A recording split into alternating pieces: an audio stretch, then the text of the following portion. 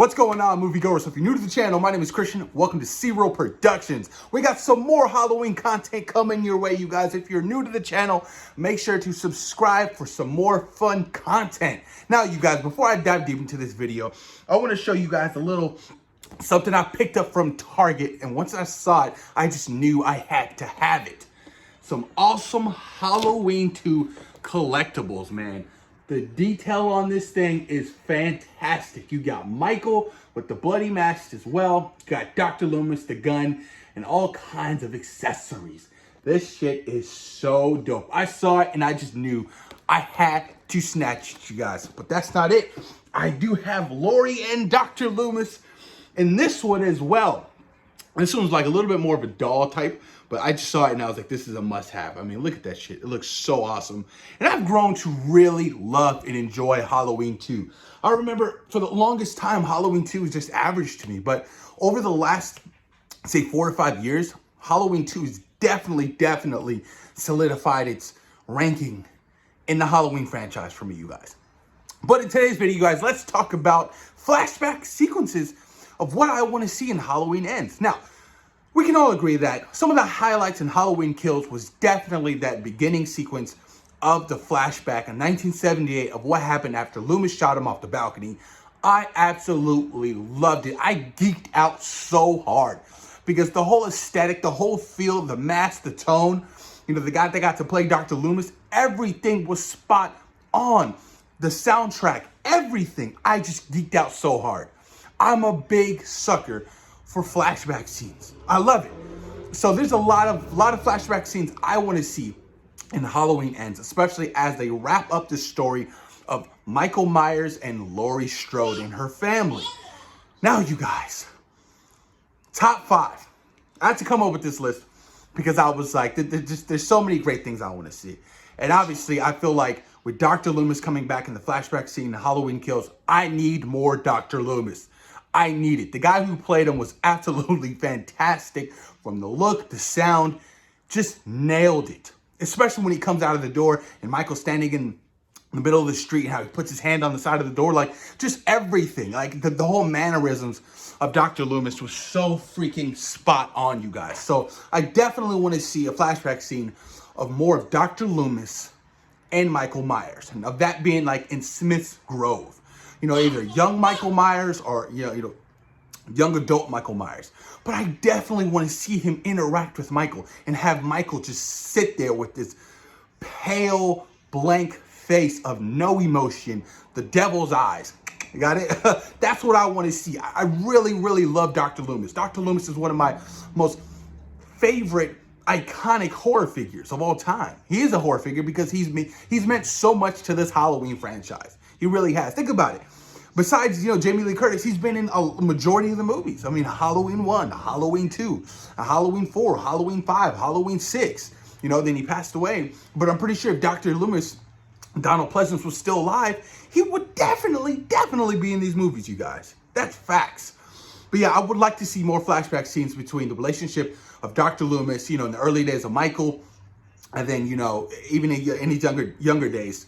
Especially after he gets captured in 1978, like being put back in Smith's Grove. Like, I want to see Loomis interacting with him, talking to him, like, why did you do this? Why did you kill these people? Why did you escape? Like, what's your motive? Like, I would love to see that, you guys. And of course, I feel like if you're going to kill off Michael Myers, right? That's the big question. Who's going to die? Is it going to be Jamie Lee Curtis? Is it going to be Michael Myers? I feel like you should try to humanize Michael a little bit.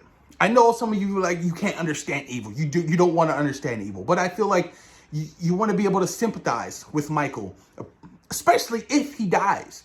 So maybe some flashback scenes of him and Judith. I feel like his older sister.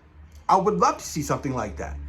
You know, I always was so interested and curious about the relationship and why he would kill her out of nowhere.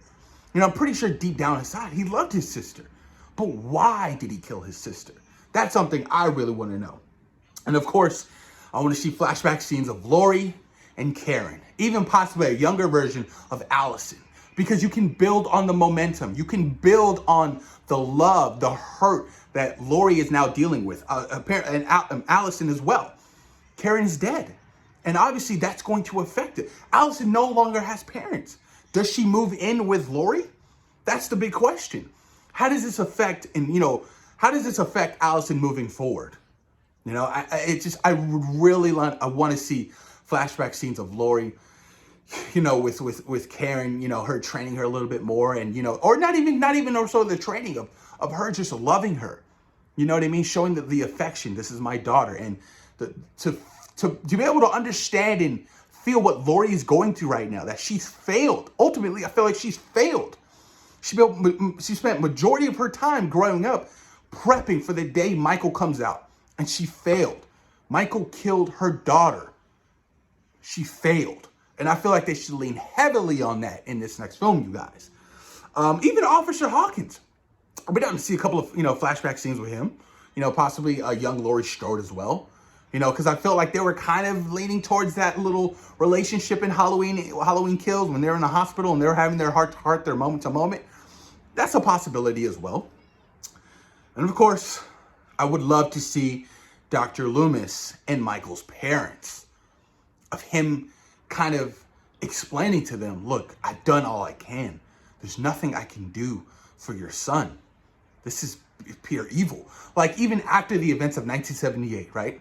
Wait, did his parents die? Big question, because I know in the sequels his parents died or whatever. And then, Laurie became, because I think they brushed over that a little bit in Halloween 2. After his parents died in a car accident, correct me if I'm wrong, and, Laurie got adopted by the Strodes, whatever.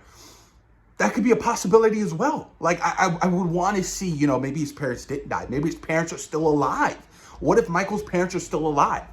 I'm really trying to, dive deep into my mental right now. Did his parents, was there any kind of explanation of his parents dying in Halloween 2018? There was nothing mentioned in Halloween Kills, nothing in Halloween 1978. I don't know. But that would be something very, very cool to see. Like, what if Michael's parents come back to Haddonfield? They're like, well, we brought him into this world. Let's see if we can help with this. That would be very, very intriguing. But like I say, yeah, a flashback scene of, after the events of 1978, Loomis coming to his parents and finding his parents like, look, there's nothing I can do for your son. This is it, That would be so intriguing, you guys. And of course, the big question, I want to see the significance of the looking through the window. Why is that so significant to Michael? Why is that so important to Michael? Because even in Halloween Kills, when he goes back to his house, before he kills Big John, Little John, or after he kills Big John, Little John, which I love, by the way, he's just staring through the window. And then at the end of that movie, he's staring through the window again. I know there was a flashback scene in Halloween 2, I believe, of like a young Michael just looking through the window. What's the significance of that? That's what I really, really want to brush upon. What meaning does that mean to Michael? I would love some kind of explanation of that. That would be so intriguing. And I know some of you guys are maybe thinking about, I think you're worried too much of why. Why is Michael doing this? Evil doesn't have to be explained. I understand. I get that. But I like diving deep into the mental of, such an iconic horror figure of this particular character. And some of the sequels, it was explained through he was chosen of Thorn and that whole storyline and Halloween, the curse, all that stuff. Which I didn't necessarily hate. I thought it was intriguing because the why is so interesting to me. Why is Michael this way? Why is Michael killing in Haddonfield? That's the kind of stuff I want to know. But hey, I could be wrong. I don't know. I don't even know if we're going to be getting flashback sequences in Halloween Ends. But I definitely would absolutely love some in this next film, you guys. But post your comments down below. Let me know what you guys think. Do you guys want to see flashback sequences in Halloween Ends? And if you do, what scenes do you want to see? Post your comments down below, you guys, and let me know. Peace.